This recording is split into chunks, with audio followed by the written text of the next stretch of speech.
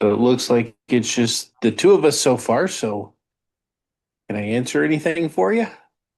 Um, I'm sure there'll be more. Hopefully. Last week I couldn't make it the last month, and we only had two people show up the last time. So Oh, hopefully there'll be a really? few more.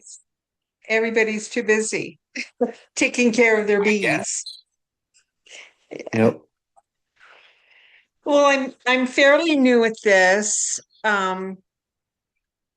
I uh started the winter with one hive and it didn't make it through the winter. So I'm Okay. getting two nukes from Jason hopefully soon. Um, Yeah. Let me get He's, rid he's of been out of this. town. He just got back. Yeah, I think he was planning on delivering them in the next few weeks, hopefully. So to get Yeah. back in When it. when people ask me about Yeah. When people ask me about that, I usually say, yeah, well, you can start with one because then you can say, yeah, I have bees, but then you may not know.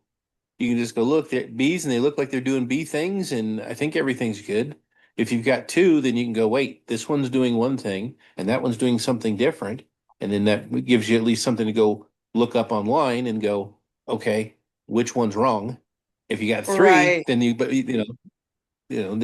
then you can go, okay, those two are doing that, and that one's doing something different. So there's got to be something wrong over there. But it's like skiing or playing golf. You got to spend a lot of money up front in order to start to play. Yeah, it's not a cheap hobby. It's like everything else, but it's not really a hobby. Depends on how you I look at got it. So I got a horizontal hive last year. So this last year was my first um using it, and I really do like it. It was really lifting all of those heavy boxes was not fun and difficult. So I'm trying this year, I'm going to try. I mean, it's so long.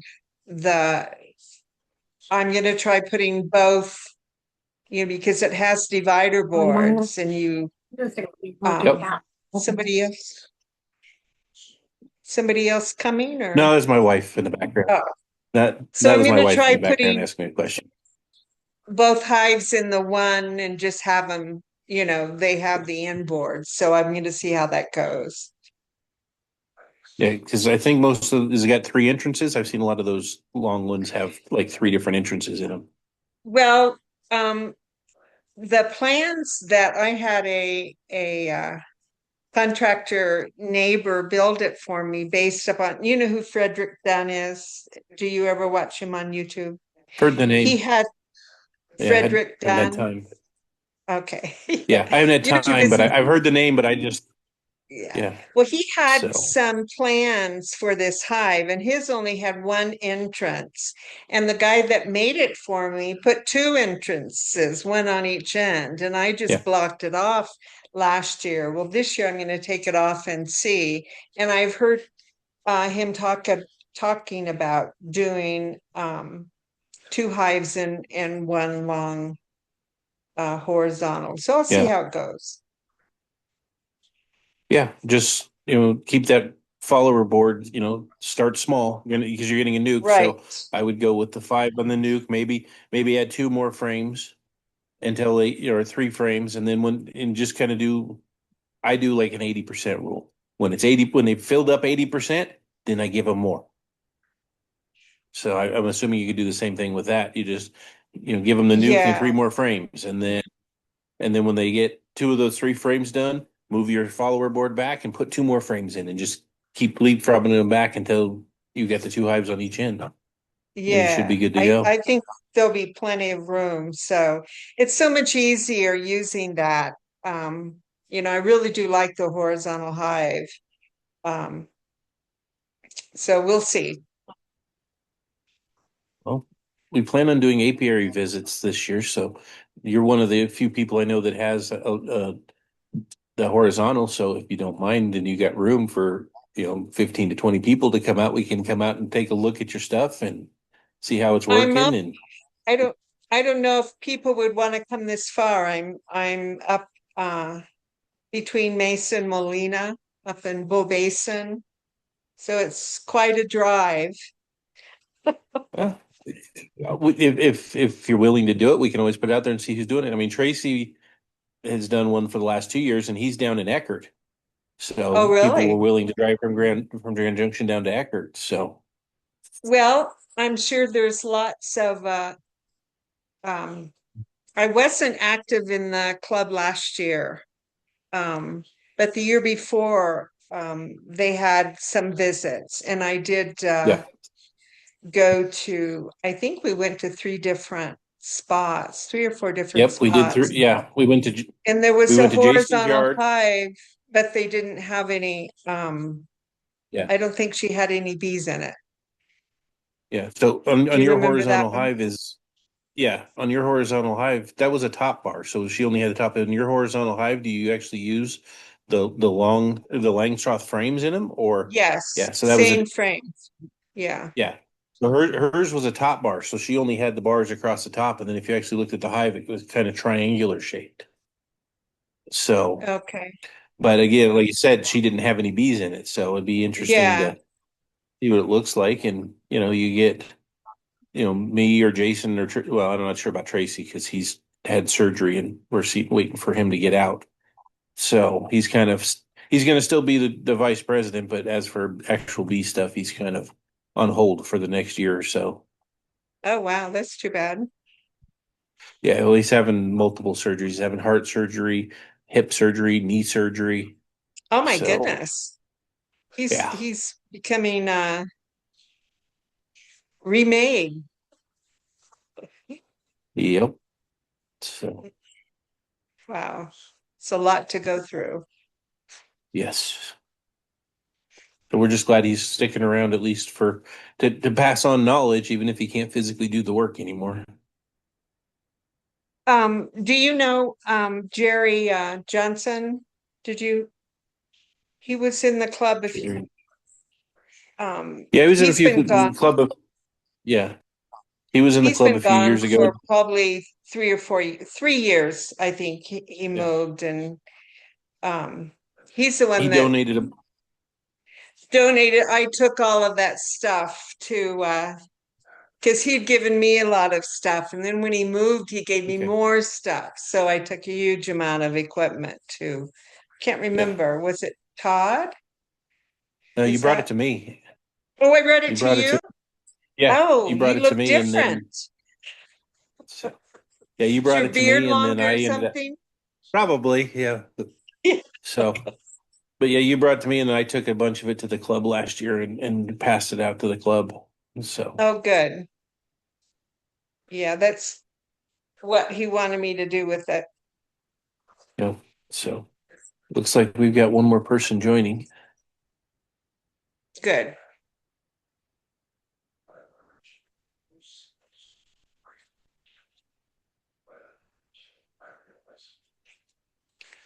I don't So know. are you fully on, Joe, or What's that? just asking if Joe, the guy who just joined, was fully on? Okay, So there we go.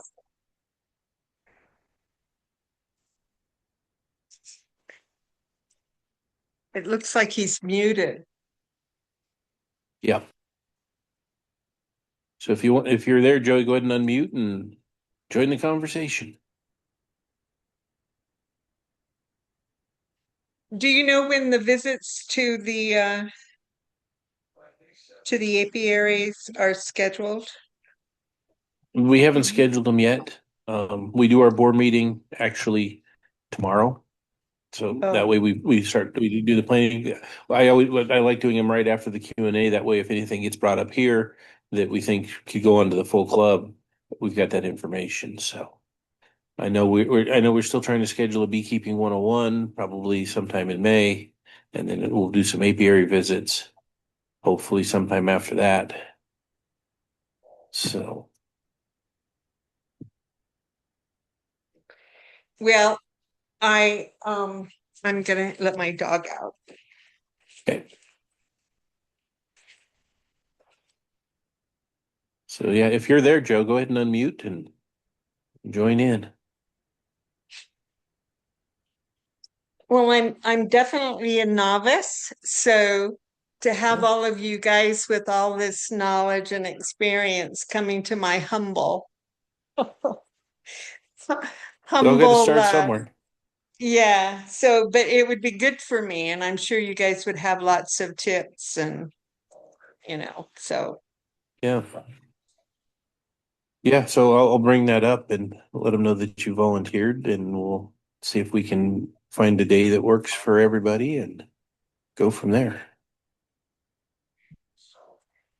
So I'm thinking two is good because I remember when we did those visits, when we did the three, the first two went good. That third one, everybody seemed to be dragging. it was hot. It was So very hot that day. yeah, I think that was the problem.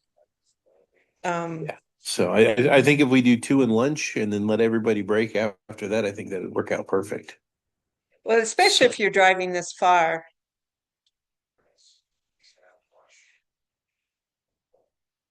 Everybody could go to the wagon wheel for lunch. there you go.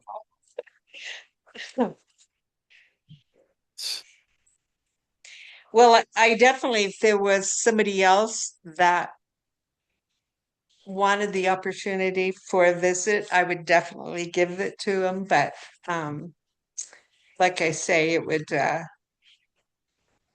encourage me to be on the ball. Yeah. I mean, going to Jason's yard is good because he's always got so many hives and so much stuff going on. But then it's nice to see, trying to find other things. So I'm trying to find somebody who has a flow hive so we can go look at it, and especially towards the end when it's honey harvest time, so we can look at that. And then you with that long laying, that would be something interesting to see. That's something different, and you know, get a chance to Boy, I get our would hands. love a flow hive. That would be so cool. I've heard good and bad. I've got two or three people that love it, and then I've heard the same amount of people that say this is worthless. So Why is that?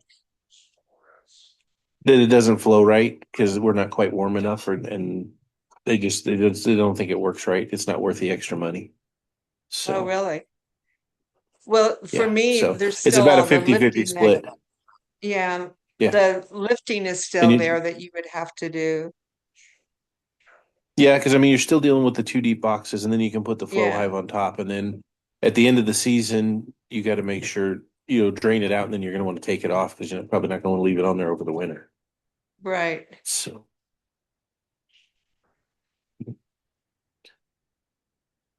so I see you got a muted, Joe. You got any questions?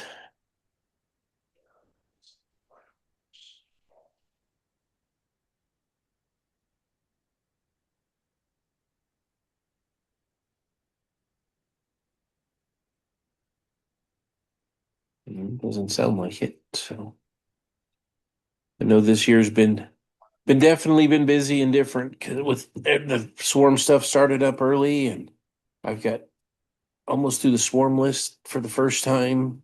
We'll get ready to start over again. So I've got I've got one of our club members who says he's caught 11 of his own swarms. So it's like I Whoa. don't think. Yeah, it's like you haven't been listening to us on how to make sure you don't swarm your own hives. So I guess I'm guilty of it. I thought I did enough splits and stuff, and as they call me, Jason likes to call me the swarm commander, got swarmed. I ended up coming home one day and getting three of them, finding three of them out here Oh, on my own no. property. Yeah.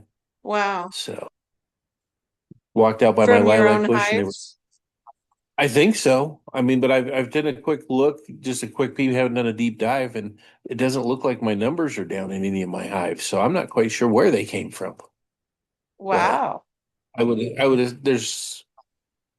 mean, the closest hives that I know of to me are about a mile and a half away. So the odds of them that flying that far, and three of them flying that far and landing, within 50 feet of each other on my property are probably slim versus them That's coming from my bizarre. hives. you know. So found one in a lilac bush and got my wife out there to show her. And then as I was grabbing my equipment to go pick it up, she goes, "Is there one over there on that trellis? And then is there one over there on that piece of farm equipment?" That's bizarre. Were they very big? The one in the lilac bush was the biggest. It was probably a little bit bigger than the basketball. Wow. And yeah, and then the other two, the one on the farm equipment was the smallest. The problem with that was when I was trying to catch it because of all of the support rails and stuff, they were on the gearbox. And because of all the support rails and stuff, I couldn't get my hands in there.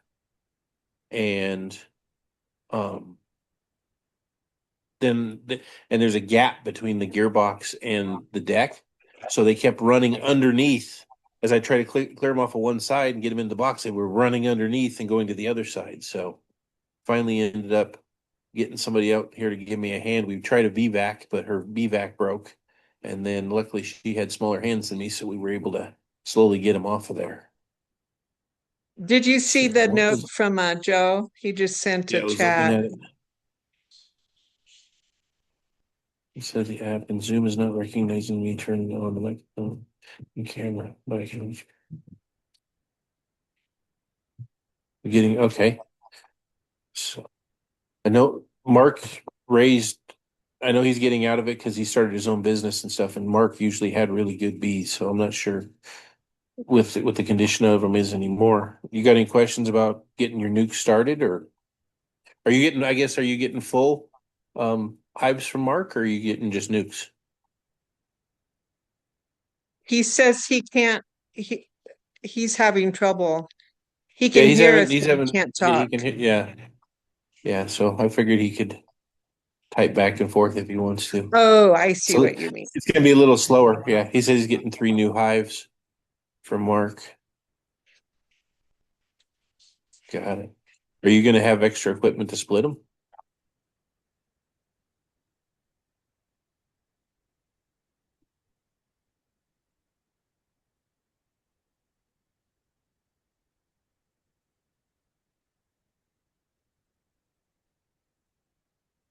Well, I would definitely, as soon as you get them, give them a day or two to settle, and then dig into them. And if you even think that they're ready to go, you might. You can do. I forget what they call that split, but you can basically make a split and take the bees. Take the bees away, let them think that they've split, and then recombined them back. Like a week later, and that does a decent job of making them think that they've split, that they've swarmed, and they aren't going to do it, but it's not 100% effective.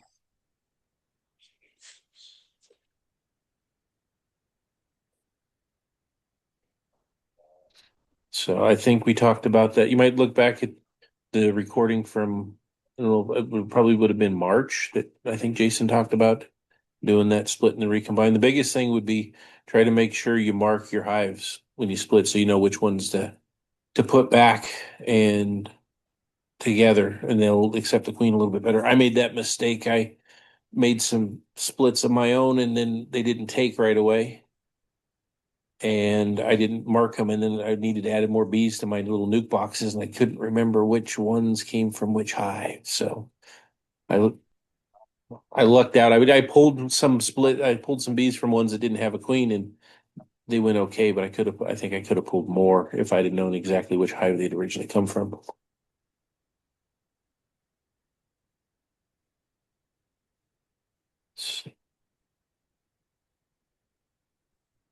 Any other questions?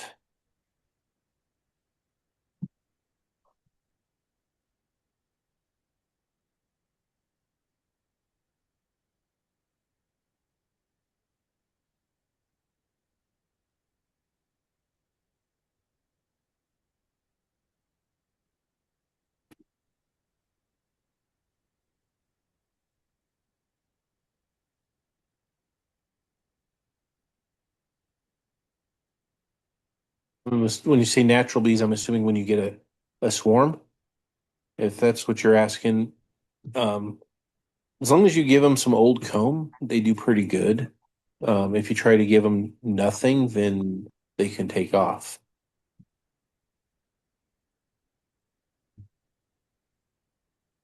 Oh, the bees currently on your property. Um, Honeybees are going to just go back to their own hive if you're looking for like the native bees, like the leaf cutters and stuff. Um, you can go out and you can get those hives with. You can go out and get those bee homes like bamboo, and they'll make stuff like there. Otherwise, you know, I there's people that claim there's a ton of competition if you bring in honeybees versus the native bees, but I think in this valley, as long as you've got decent amount of like irrigated land, there's enough forage for everybody. I think the only problems probably come in if there's no irrigation and they're having to go off of 100% natural forage that you could overwhelm them.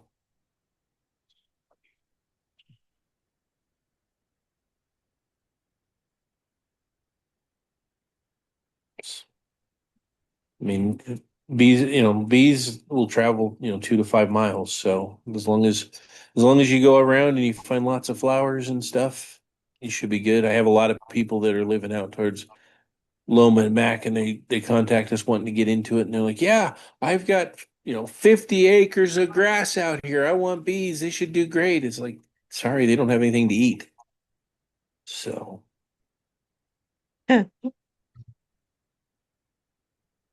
like now, if you had told me you had alfalfa, that'd be a whole nother story, or clover.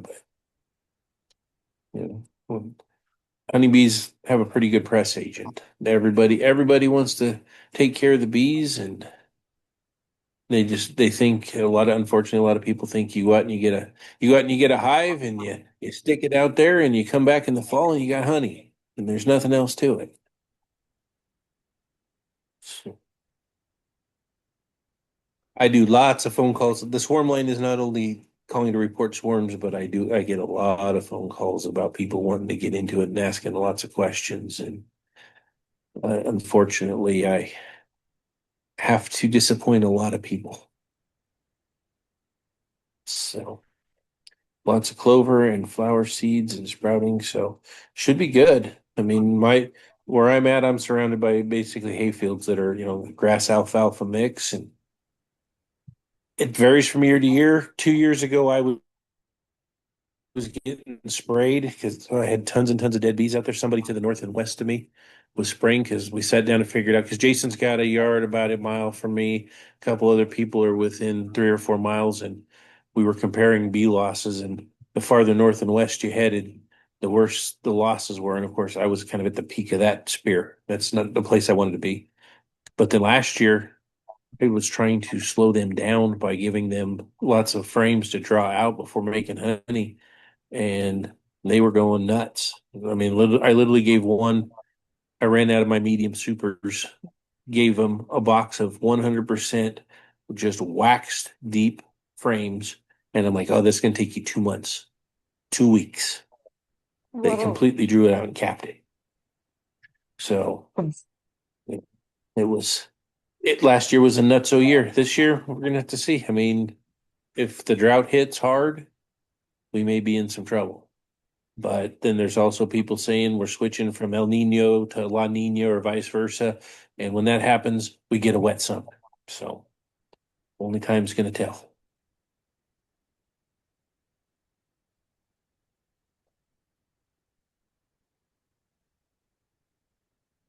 For wasp control, I usually put out yellow, um, those yellow wasp traps. I keep those around the apiary thing. And then there was a YouTube video, that I've seen where they use boric acid and orange juice and a couple other things and to do the wasp control as well. And the big difference on that, I guess, with the boric acid solution, the wasp will actually go gather it, bring it back to the nest, and then share it and kill more of the wasp versus that other one where they just get stuck in there and they die.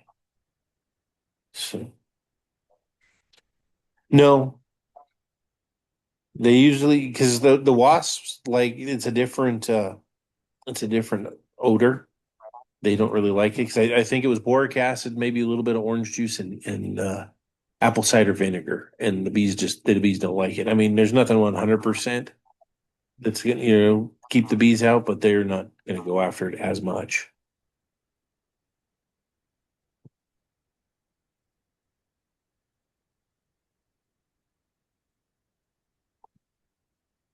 So I remember watching the video, but I can't remember exactly what it was. I think that there might have been a link in last month's newsletter or the month before that Brenda posted a link to that video.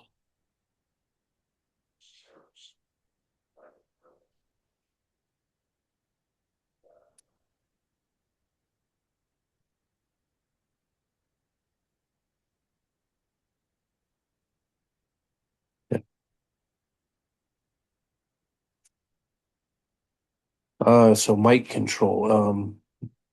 Depends on what you were looking for. I mean, a lot of us are using the oxalic acid sponges, which is slow release oxalic acid. If you've got if you do your mic count and you're getting your new hives from Mark, I would do a mic count right away. And if they're really, really high, do like the oxalic acid vapor.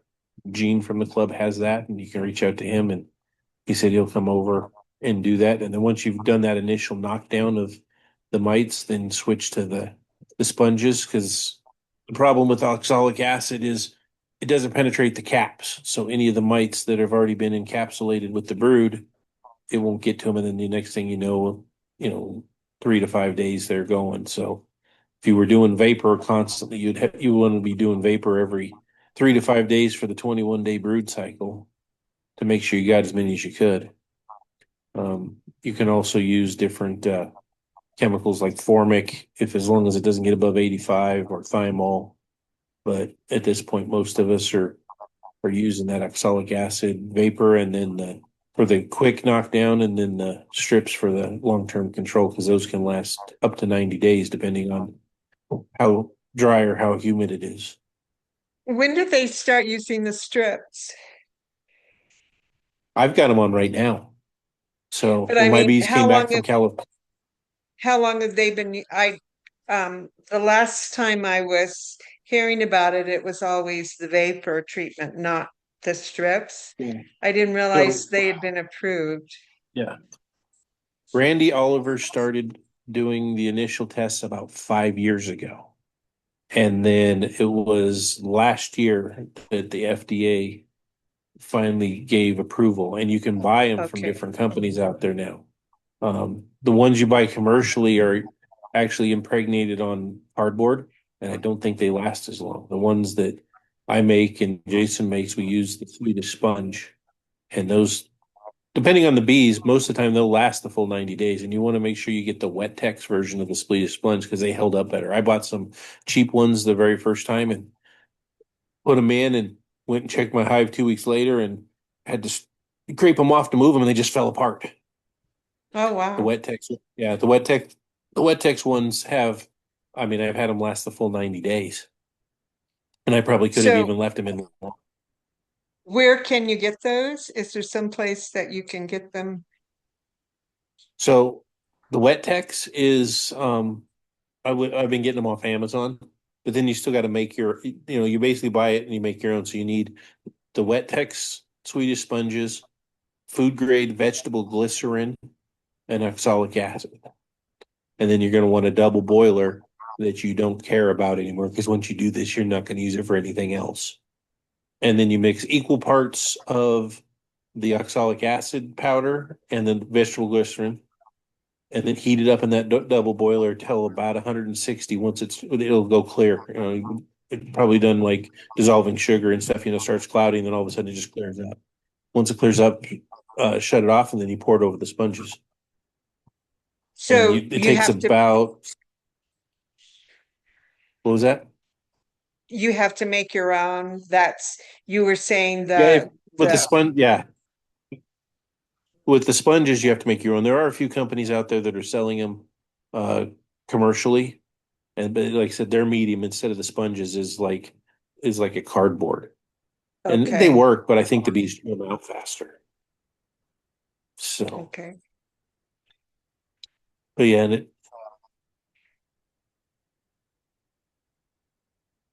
and strapping. I guess it kind of depends on what the winds look like. I mean, for the high bodies themselves, usually if they're full, they have enough weight and they're good. Usually, if it's really strong winds, from time to time, I'll throw a rock on top of the cover, especially if you're using the telescoping covers. My setup is commercial, so the migratory covers, they don't use an inner cover. So the bees end up kind of propalizing them down a little bit. So, but I have had the telescoping covers blow off if the wind's too strong. Do you have a link for the recipe to make the sponges? Yeah, if you Do you look have a up link? scientific, yeah, I don't have the list. Let me see if I can find it here real quick. And I will share it in the chat.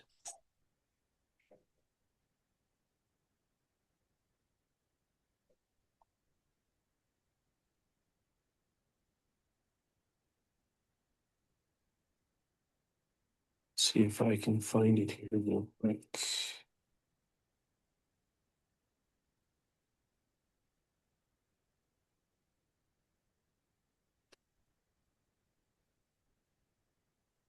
Yeah, so it's Scientific Beekeeping is Randy Oliver's website. There you go. But yeah, it's basically here's kind of some stuff from his website. It's in the chat here. And there's some updates on it, but it's basically equal parts of the oxalic acid and the vegetable glycerin. You're you're gonna cut those Swedish sponges into 4 pieces a piece, and you can usually do, you know, and it'll end up in a double deep. You'll end up putting, 4 strips in each hive between the brood chamber. So you got your bottom brood chamber, and you got your upper brood chamber. You break it apart and put your sponges in between, so that the Now, bees, as they're running up and down in the hive, will go. if you were doing a horizontal, Yeah, on yours.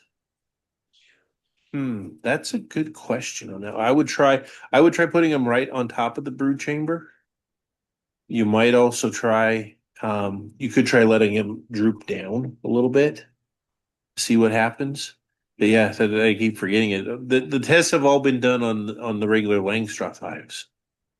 So, and that's where the suggestion is in between. But you could do your experiment and find out, um, and see what happens. And I knew, like I said, I do know some of them that they're selling online. They're using um, the cardboard, and the cardboard I've seen them drape that over.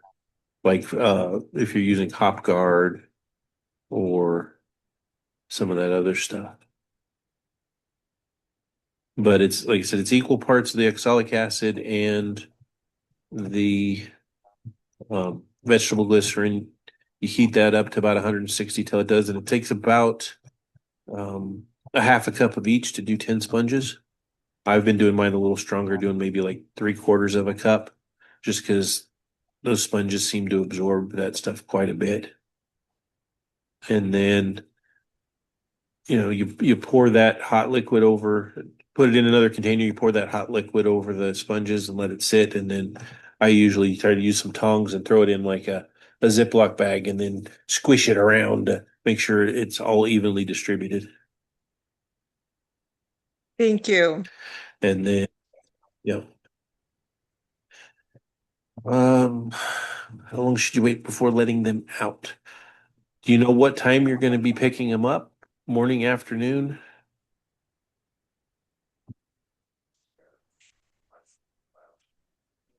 6 a.m. And do you know how far are you from Mike or from Mark?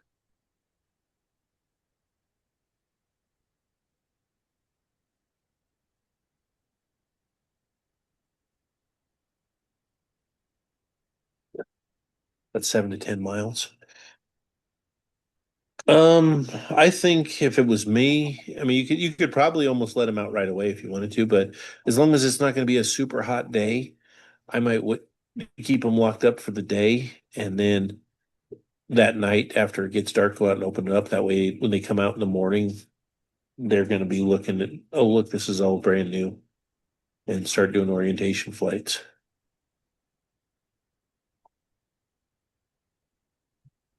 So yeah, if it looks like it's going to be a really hot day, I'd say over 85, and those things are packed full of bees, then you might want to go ahead and let them out. Or if you do lock them in, if you can lock them in with like a screen versus a solid block, so that they still get some airflow, you still might be okay.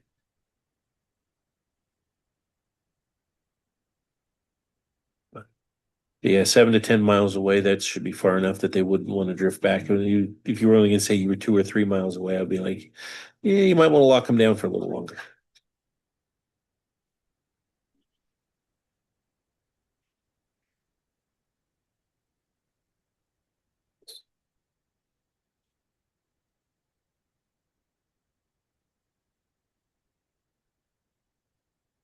So you guys got anything else for me tonight? I'm good. Thank you very much. Yeah, not a problem. Give Joe a chance to type here real quick and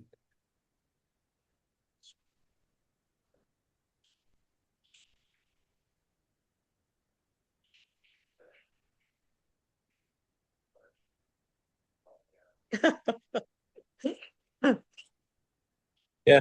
Yeah, maybe by the next time you can get be a lot faster if we could actually chat versus typing. I know that's a slow go. So um but yeah, I mean and if you do have any questions, send an email to the club. I'm watching that, Jason's watching that, all of us board members are watching it. And if we don't have an answer for you, we'll shoot it out to the club to get some more answers. So Thanks a lot. Appreciate your help. yeah, not a problem. Have a good night. Thanks.